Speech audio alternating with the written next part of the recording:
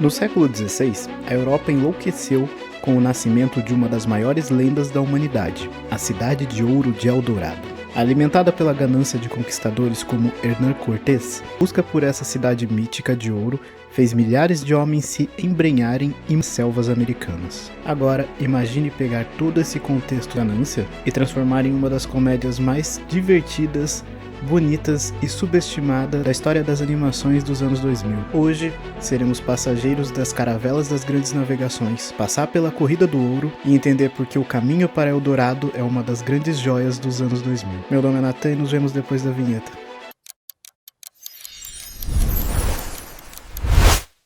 No século XV, a Europa passava por uma verdadeira corrida contra o tempo. Nações como Espanha e Portugal precisavam urgentemente de novas rotas comerciais para o Oriente e, acima de tudo, de metais preciosos como o ouro e prata para financiar os seus reinos. Esse impulso lançou marinheiros ao desconhecido, nas chamadas Grandes Navegações. Mas o que era para ser apenas uma busca por temperos e rotas marítimas alternativas, acabou revelando um continente inteiro. O Novo Mundo virou do dia para a noite o cenário dos maiores delírios de riqueza da humanidade. Em 1519, impulsionado por essa sede insaciável de conquista, o espanhol Hernán Cortés desembarcou no litoral do México. Em pouco tempo, explorando rivalidades locais, Cortés destruiu a capital azteca, a grandiosa Tenochtitlán. O saque das joias e do tesouro azteca chocou a Europa e confirmou o maior rumor da época: a América era uma mina de ouro. E se os astecas tinham tanta riqueza, o que mais estaria escondido nas profundezas das selvas? E é nesse cenário que a lenda ganha vida. Afinal de contas, o que é Eldorado? Curiosamente, no começo, ela nem era uma cidade, mas era um homem. Entre o povo muisca, na Colômbia, havia um ritual fascinante. O novo líder cobria o corpo inteiro com pó de ouro e se banhava na laguna de Guatavita, como oferenda aos deuses, enquanto o povo jogava joias no lago. Quando os espanhóis ouviram falar do Homem Dourado, a ganância transformou o homem em uma cidade e a cidade em um império. E essa história ela acaba ganhando contornos surpreendentes depois que ocorreu o relato de um marinheiro chamado Juan Martínez. Segundo relatos da época, após ser abandonado na selva como punição militar, Martínez teria sido capturado por nativos e levado vendado até Manoa, a lendária cidade de ouro. Ele jurou de pé junto ter passado meses lá, descrevendo o lugar onde as casas tinham telhados de ouro e as pessoas comiam em pratos feitos do metal precioso. Verdade ou delírio? Provavelmente é uma grande invenção.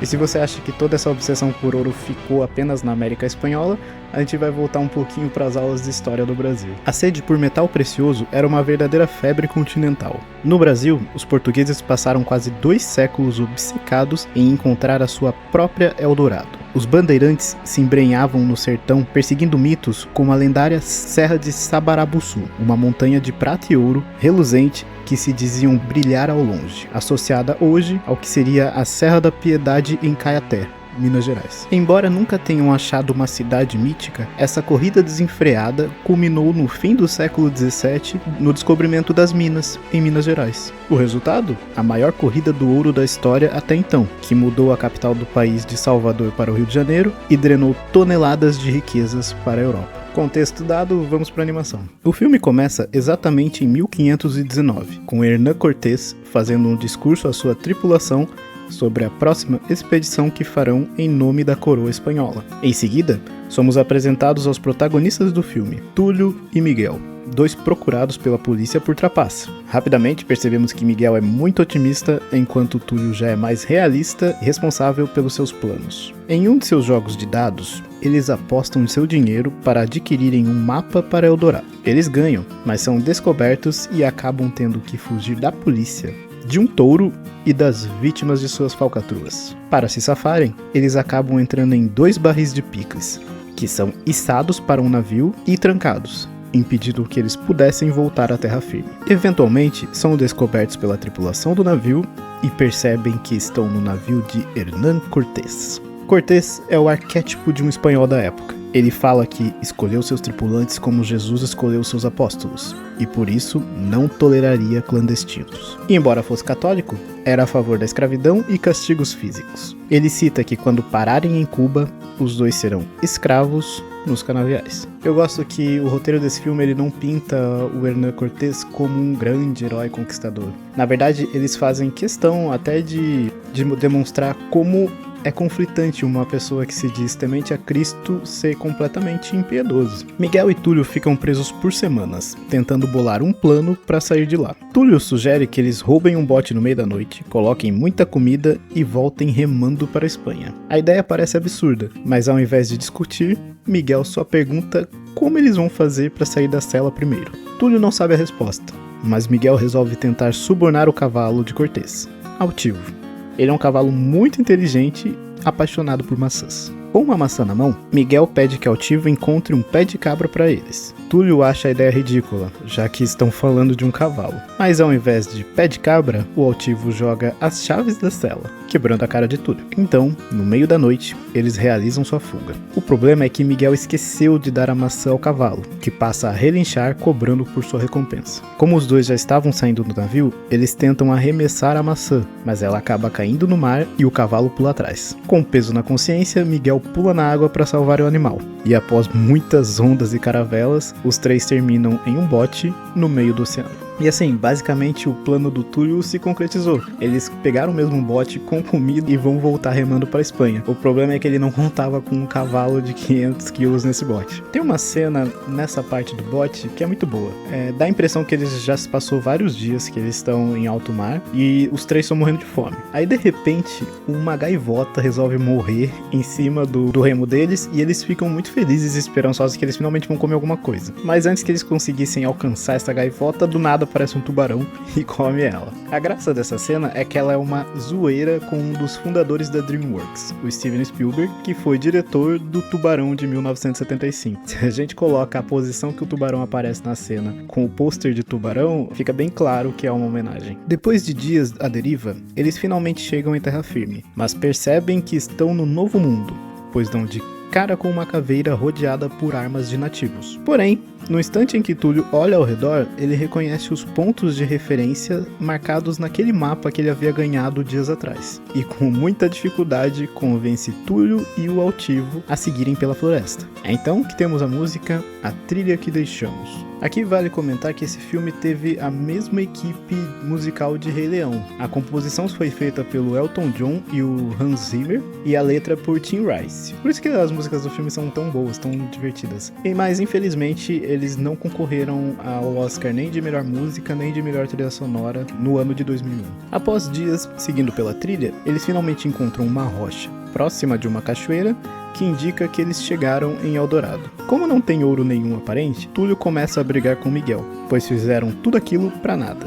Mas são interrompidos pela chegada de uma nativa, que segurava uma esfera de ouro e estava fugindo de um mini exército também de nativos. Todos ficam muito assustados, e Túlio tenta dizer que são apenas turistas, mas o povo nativo não fala nada, apenas manda que eles o sigam. Descobrimos então que atrás da cachoeira havia uma passagem, e então eles são guiados por uma caverna que desemboca na maravilhosa Cidade de Ouro. Cara, eu ainda não tinha mencionado aqui no vídeo o quão linda é essa animação. Eu gosto muito da mistura que a DreamWorks faz com o 3D e o 2D. Se vocês repararem, a maioria dos cenários são 3D. É a mesma coisa que ela fez no Príncipe do Egito, enquanto que os personagens são em 2D. É por isso que o ouro é tão reluzente, tanto os objetos quanto a própria cidade. É um efeito maravilhoso. Eu acho que essa animação envelheceu super bem. Eu até vi, acho que se não me engano, no Reddit, algumas discussões falando que a animação não envelheceu bem. Eu discordo completamente. Eu acho que ela é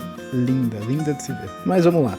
Por que os nativos levaram eles para Eldorado? Uma profecia antiga previa a chegada de dois deuses em cima de um animal, que dariam início à Era do Jaguar em Eldorado. Isso, segundo o sacerdote da cidade, Tzekelkan. Como na hora em que eles estavam próximos à pedra, os nativos viram os dois em cima do cavalo, eles foram confundidos e levados para a cidade como deuses. O chefe da cidade não gosta do sacerdote, pois seus métodos oferecem risco à vida dos cidadãos, e fica um tanto quanto cético a respeito de Túlio e Miguel serem deuses. Mas outra grande coincidência acontece, e ao parecer que Túlio faz um vulcão em erupção parar, toda a cidade se curva acreditando que eles são deuses. Eles ganham um templo, e tanto o chefe quanto o sacerdote querem fazer eventos para louvá-los. Primeiramente, haverá uma festa durante a noite, e ao amanhecer, um ritual. Quando eles ficam sozinhos no templo, eles comemoram a farsa, e caem na gargalhada por estar tudo dando certo de repente. Porém, Chell, a moça que encontrou eles, escuta tudo e pede para entrar no esquema. Ela argumenta que também não quer ficar ali, e em troca de ajudá-los, eles dividem o ouro com ela e a levam para a Espanha. A princípio, eles alegam que vão tentar agir sozinhos, mas ela argumenta que sozinhos vão acabar sendo executados, e isso faz eles mudarem de ideia. Eu adoraria saber por que a Chell quer tanto sair da cidade. Dá pra pensar em várias razões, mas o filme nunca esclarece e eu queria muito saber disso. Durante a festa promovida pelo chefe, eles cantam a música É Duro Ser um Deus, onde eles comentam sobre como é fácil enganar os ativos, mas, caso eles deem bobeira, podem acabar perdendo a vida. Uma coisa que eu gosto é que esse filme, assim como vários filmes dos anos 90, não tinha tanta regra do que poderia ou não aparecer num filme infantil. E por que eu digo isso? Porque essa música, ela faz entender que os personagens terminam a música bêbados. Também mostra outros personagens fumando e ao longo do filme a gente vê muita insinuação sexual entre o Túlio e a Chell. Claro que nada disso é explícito, afinal é um filme infantil, mas eu gosto quando as animações entendem que também tem um público adulto assistindo, geralmente acompanhando as crianças, ou eu com 30 anos agora em 2026. Depois do porre, pela manhã, eles são acordados pelo sacerdote, pois o ritual em homenagem à sua chegada está para começar. Eles estão próximos a um penhasco, em frente a um fosso com um redemoinho de água aterrorizante. Na frente de toda a cidade, o sacerdote oferece a eles um sacrifício humano. Eles decidem que precisam intervir, já que é um absurdo alguém morrer em homenagem a eles, e conseguem impedir que o homem seja assassinado. E nessa cena tem uma parte cômica que eles dão uma desculpa de que as estrelas não estão alinhadas da forma correta e por isso aquele tributo não era adequado, deixando o sacerdote completamente constrangido, e o sacerdote vai lá e pede desculpa. Aí eles falam, não, errar é humano, perdoar é divino.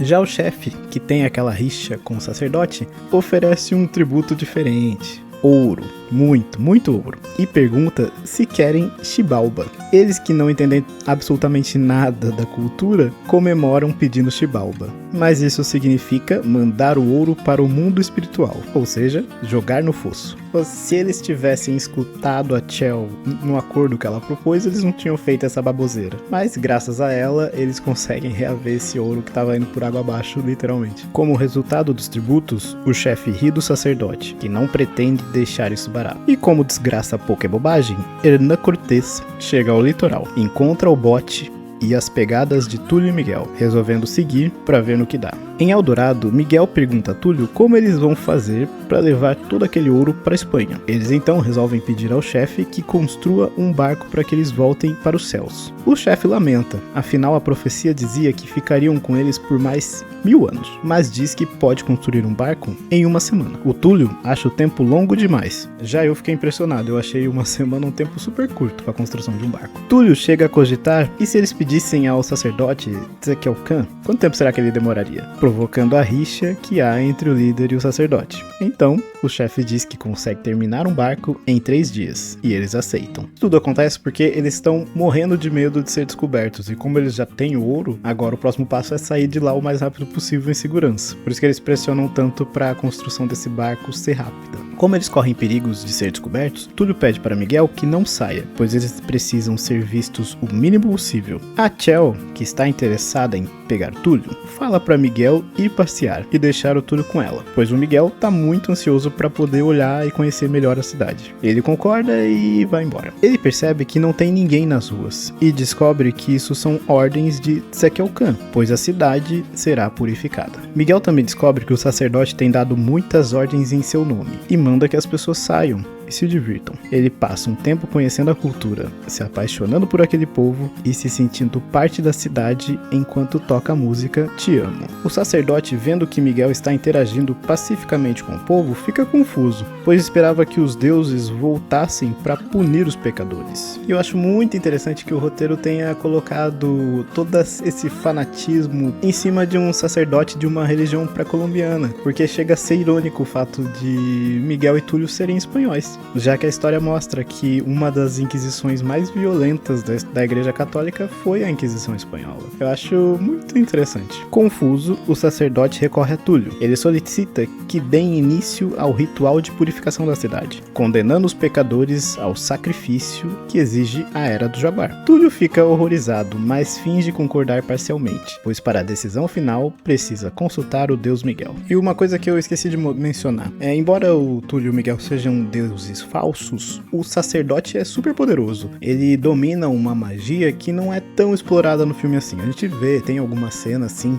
dele criando ilusões, enfeitiçando pessoas, preparando poções, mostrando pra gente que, embora a gente não entenda a religião dele, ela existe, ela é concreta e ela se manifesta nele, no próprio sacerdote. Eu acho legal isso, porque acaba não desmerecendo a crença que eles tinham. Enquanto a gente tem esses conflitos acontecendo em Eldorado, vemos que o Cortés, com o seu mini exército espanhol, continua avançando pela floresta. Túlio vai até Miguel, que estava brincando de bola com as crianças, e diz que eles precisam ir embora o mais rápido possível, porque o Tzeucan enlouqueceu, mas é interrompido pelo próprio sacerdote, que acha um absurdo deuses estarem brincando com as crianças, pois a maneira correta é outra, e a cena corta para um estádio, onde a partida será 15 guerreiros contra Túlio e Miguel. O jogo, nada simples, é você conseguir colocar a bola dentro de um arco que está a uns 5 metros de altura. Eles começam perdendo, mas a Chell dá um jeitinho de trapacear para fazê-los ganharem, afinal deuses não podem perder. Quando eles ganham, Tzeucan oferece os guerreiros perdedores como sacrifício, e para Miguel essa é a gota d'água. Ele não aceita mais que nenhum tributo a ele seja dado como sangue. Ele expulsa o sacerdote e liberta a cidade, sendo ovacionado por todos. Mas tem um problema. Miguel acabou se machucando durante a partida e está com a sobrancelha sangrando.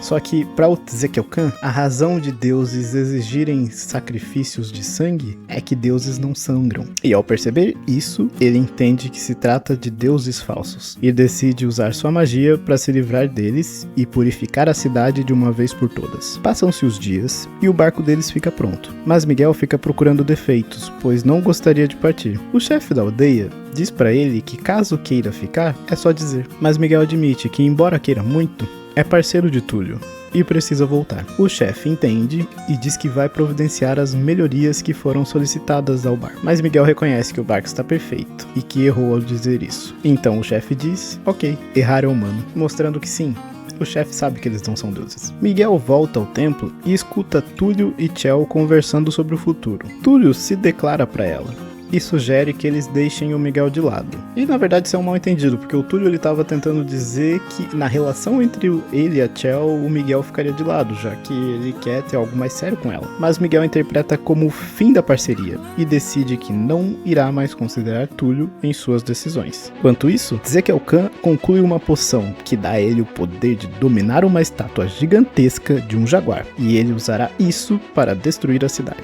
Quando eu vi essa estátua, a forma como a poção funciona, os olhos brilhantes e a poção subindo na estátua, me lembrou muito as estátuas de Atlantis. Não dá pra dizer que um filme copiou o outro, até porque o lançamento deles é muito próximo um do outro, e a gente sabe que a animação demora pra ser produzida. Acho que a única coisa o único indício que a gente tem aqui é de que as equipes se conversam de uma empresa e outra. Enquanto Miguel e Túlio discutem sobre o plano de voltar à Espanha, Tzeucan aparece com o seu jaguar gigante para aterrorizar a todos. O jaguar vai pra cima dele com todas as forças e eles tentam destruí-lo em um vulcão, mas é em vão. Quando chegam no penhasco que dá para o redemoinho, Tzeucan para a estátua e, antes de matá-los, acusa-os de deuses falsos. Vendo a abertura, os dois criam uma cena para distrair Ezequiel Khan e no fim conseguir atacá-lo. Ao tentar se defender, o sacerdote acaba jogando o monstro contra si mesmo e cai em direção à morte. Porém, ele tem muita sorte e um desvio dentro da montanha o joga em um lago, bem na hora que o Cortês está passando. Ele olha o conquistador e vê nele a imagem do verdadeiro Deus. Cortês vê que o nativo tem ouro e manda que o guie até o local onde tem esse ouro. Depois de derrotar o jaguar, os deuses são recebidos com muita alegria pelo povo de Eldorado. Miguel então anuncia que ficará, deixando Túlio magoado, e toca a música Amigos Nunca Dizem Adeus, onde vemos que, por orgulho, os dois acabam não conversando sobre as coisas que os magoaram, e todos ao seu redor incentivam que eles tentem conversar. Túlio e Chell estão de partida, mas antes que Túlio parta, Altivo percebe ao longe a chegada dos espanhóis. A gente tem que lembrar que o cavalo era do Cortês e é um cavalo de guerra muito inteligente. Sabendo o que aconteceria com aquelas pessoas se os espanhóis chegassem, Túlio tem a ideia de jogar o barco deles contra a entrada da caverna na cachoeira, o que fecharia a passagem e garantiria a segurança de Eldorado. Isso também faria com que eles perdessem o ouro, mas embora seja um ladrão profissional, Túlio é uma pessoa ética e em seus valores reconhece que salvar aquelas pessoas era o certo a se fazer. Parte do plano incluía derrubar uma grande pilastra para provocar a onda que jogaria o barco contra a entrada. Na hora de derrubar essa pilastra, o barco de Túlio fica com as velas presas, não andando rápido o suficiente. Nessa hora, para ajudar, Altivo e Miguel pulam no barco e conseguem abrir as velas. Túlio agradece, mas pede para que o amigo saia do barco, ou nunca mais verá a cidade outra vez. E ele reconhece que sabe disso, mas não deixaria que o amigo se divertisse sozinho. Uma grande onda é produzida, e eles conseguem jogar o barco contra as colunas da caverna, causando um grande desabamento que sela a entrada para Eldorado. No mesmo instante, Cortês com seu mini exército chega e vê a passagem fechada. Eles entendem que Ezequiel Khan estava mentindo, prendem ele e mudam a direção, deixando Eldorado para trás. O sacerdote vê a Chell e entende que eles deram um jeito de fechar a passagem, indo embora com o exército aos gritos. Pouco do que ele realmente merecia, mas dá uma satisfaçãozinha. Bom, nossos heróis ficam sem ouro. Bom, quase. Altivo tinha até um pouco. Mas assumindo que não tinham ouro, nem destino, os quatro partem para a próxima aventura, seja ela qual for, e o filme acaba. Eu sinceramente adoraria que esse filme tivesse uma continuação, porque eu acho os personagens muito carismáticos e o ambiente tem muita oportunidade para se criar novas histórias. Eu queria que, sei lá, tivesse alguma série ou quadrinhos mesmo que mostrassem pra gente quais foram essas outras aventuras, mas infelizmente o filme não se pagou e acabou que a DreamWorks cancelou todos os projetos seguintes que tivessem relação com esse tema. O filme custou 95 milhões para ser produzido, fora o marketing, e arrecadou ao redor do mundo 76 milhões, o que eu acho uma pena, já que a animação é linda, é muito engraçada, sensacional, merecia mais reconhecimento do que teve. Uma curiosidade que eu queria muito trazer para vocês aqui nesse vídeo foi sobre os dubladores, porque eu me surpreendi tanto com alguns dubladores americanos quanto com os dubladores brasileiros. Bom, o Túlio foi dublado pelo ator Kevin Kline, ele é um ator famoso de vários filmes americanos, e no Brasil foi dublado pelo Guilherme Briggs, que a gente tá careca de saber, que fez o Optimus, o Ele, Buzz Lightyear e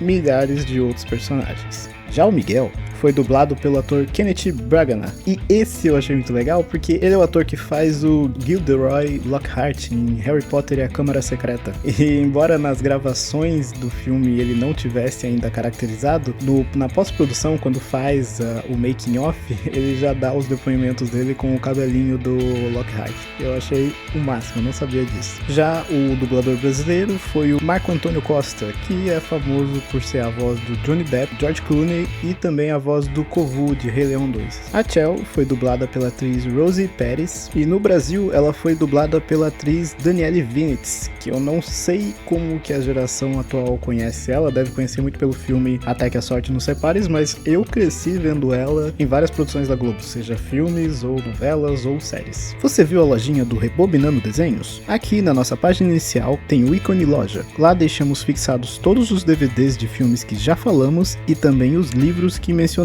Essa loja tem produtos do Mercado Livre e Shopee, que nos pagam uma comissão. Nós ganhamos a comissão com você comprando os produtos que sugerimos ou qualquer outro produto depois de clicarem no nosso link. Dessa forma você patrocina o canal e garante que a gente possa trazer mais vídeos com mais frequência nos próximos meses. Mas caso você não queira comprar nada, não tem problema. Se você gostou desse vídeo, é só você deixar um like que já ajuda muito na divulgação do nosso trabalho aqui no YouTube. E caso não seja inscrito, eu te convido a se inscrever no nosso canal e fazer parte dessa comunidade que a gente está construindo. Obrigado por ficar comigo até aqui. Do meu lado tá aparecendo uma playlist com a sugestão de todos os vídeos que a gente já produziu aqui no canal e nos vemos na semana que vem. Forte abraço, tchau!